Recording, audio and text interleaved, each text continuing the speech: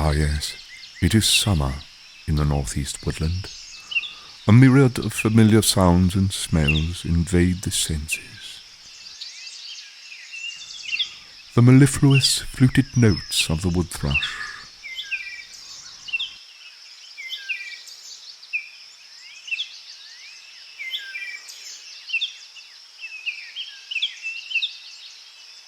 wafting through the humid summer air, you can almost see the intoxicating aroma of the enchanted Portophyllum peltatum.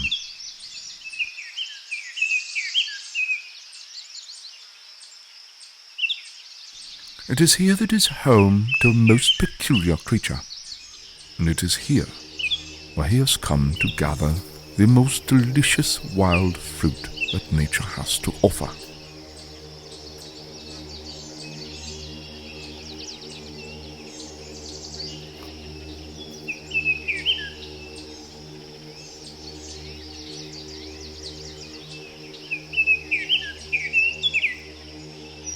Sit back as we tranquilize this beast and get him to talk. Hey guys and gals, you are watching another episode of Can I Eat This? My name is Sean Rowe, and this is probably the best wild fruit that you've never tasted.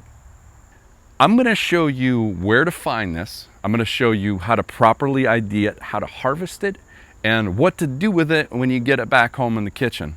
We're going to make this amazing, lovely, sweet, tart, lemony jam that you've probably never had in your life. It's going to be amazing, and I'm going to show you how to do that right now. My name is Sean Rowe, and I know I got a really low voice. Don't let it scare off your kids. Come forage with me and we can all rejoice. I know the world is ending, but there ain't no use in pretending. So just take your time, have some wild grape wine while the skies are bending. My name is Sean.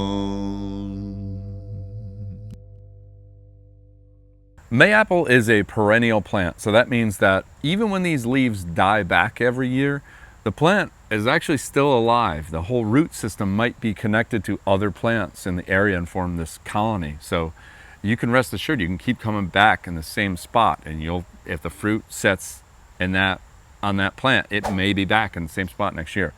So that's really cool. But the way you can really pick out Mayapple, the way it really stands out are these leaves. The leaves, they're sort of umbrella-like.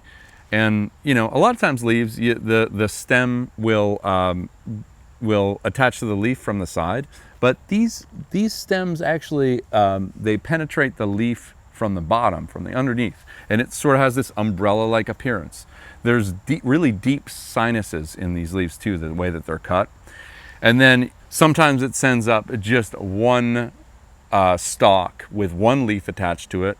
And then other times it sends up one stalk and then it Ys out into two separate stalks and two separate leaves. When you see that Y, that's when you know that the flower is going to set and the fruit is going to set after that flower.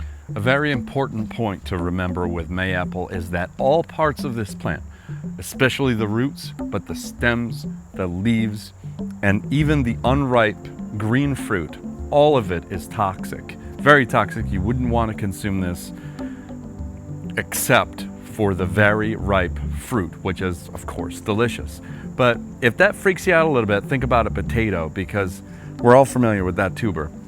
But if you were to eat the leaves to the potato, you would probably get sick or potentially get sick, because there's some toxicity in the leaves. You see that happen all the time in the wild and in cultivated food. Sometimes a plant can have non-toxic parts, and sometimes it can have toxic parts on the same plant. It happens all the time, so don't let it freak you out.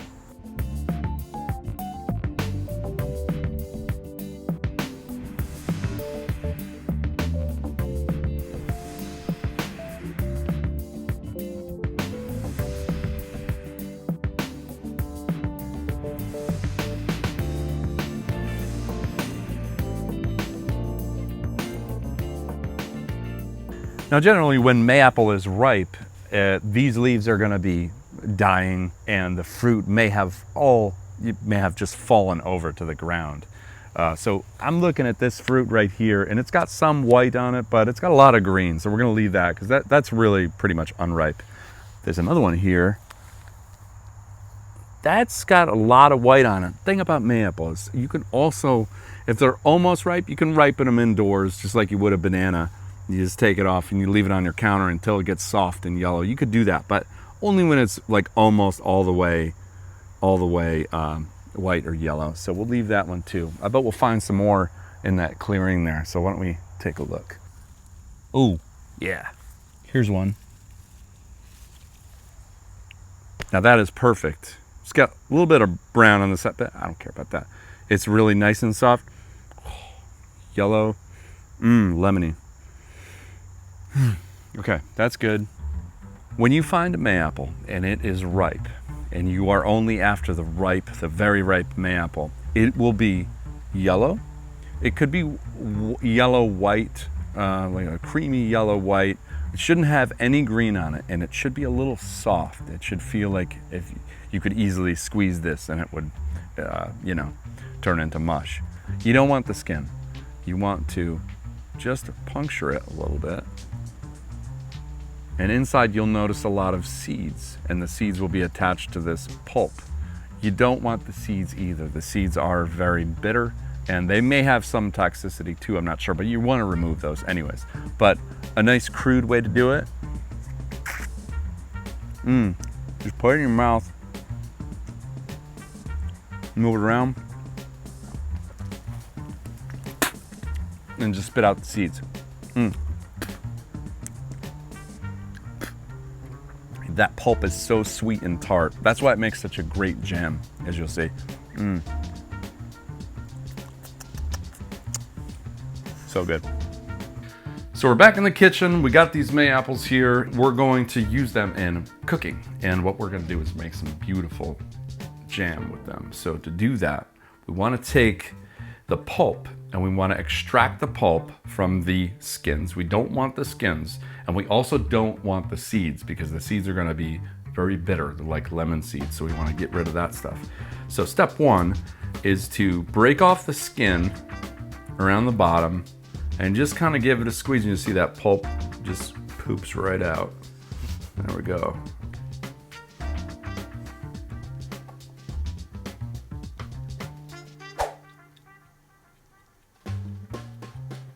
We've got the skins separated from the pulp, but we have all those seeds in there.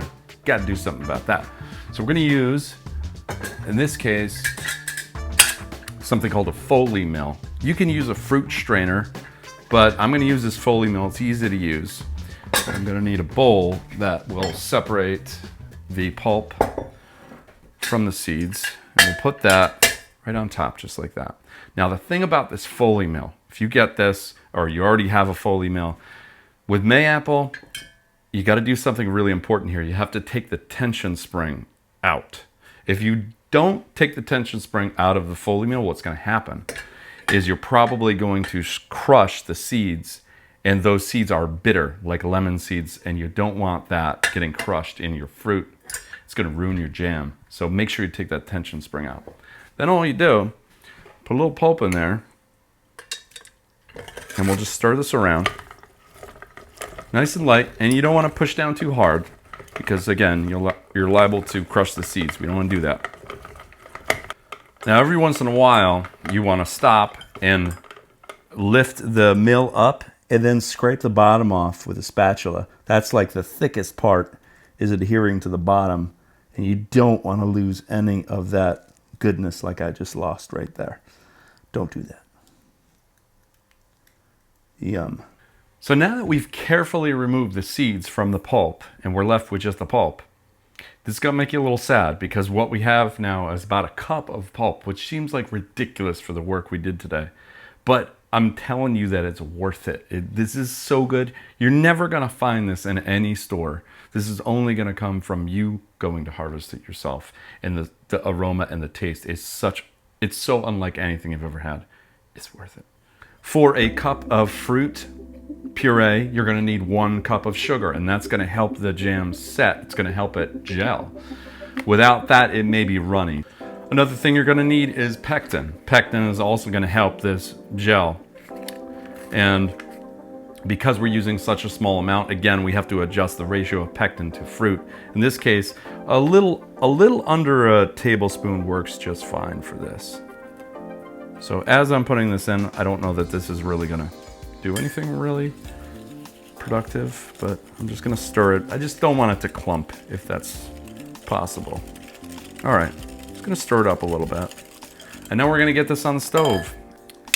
Stirring spoon, and we're gonna use this as our gel test spoon, and I'll explain that as we do it, but come on.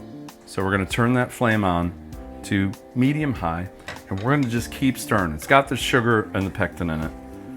And what we wanna do is we wanna get it to a hard boil even when we're stirring it. So we want it to be boiling so much that it just keeps going even while we're stirring it. That's gonna take a minute. But once it gets to that, then we put our timer on for 1 minute. And after that 1 minute, it should have gelled enough. We're gonna test it, but it should have gelled enough to where we can put it in jars, and it should be good to go. All right, timer's off. We're gonna turn off the heat. Now we're gonna test that gel. The way we do that, take a big spoon, big metal spoon, you got it. And then we do want to turn off the heat because we don't want it to bubble anymore, but we want to take that jam and let's just see if you can see how it falls off that spoon. And if it's sheeting like that instead of just dripping, that's a good sign, as you can see that. That's got some nice sheets there. So that's a good sign that we got a nice gel. I'm just gonna pour this right in here. Almost to the top, not quite. Put the lid on. And because this fruit it's high acid, you don't need to put it in a canner really. And I'm gonna use it pretty quick. So I'm just gonna tip it upside down for a second. And we didn't quite fill up this next jar, for sure. So that's gonna be the jam we use tomorrow. And we have to let this jam sit out. It's gonna gel in about 24 hours. So we have to let it sit out. So thankfully, I already made some jam before, so I'm gonna show you what it looks like. So we have to do something with this jam. You can't just eat it out of the jar like a heathen, like I would do if I wasn't filming right now. We have to put it on some sourdough bread. So we're gonna cut a nice thick slice, just like that. I'm gonna put this in the toaster. Toast is ready. Oh yeah, take that out. Look at this, just look at that. Beautiful. Somebody's already been into this. Okay, so you got to put a little bit of butter on your toast, right? Before you get the jam on there. Hell yes you do. Then this is the part you've all been waiting for. Look at that gel. I mean, that's what you want. Look at that. So you want to know if you can eat this, because the show is called Can I Eat This? I'm gonna tell you.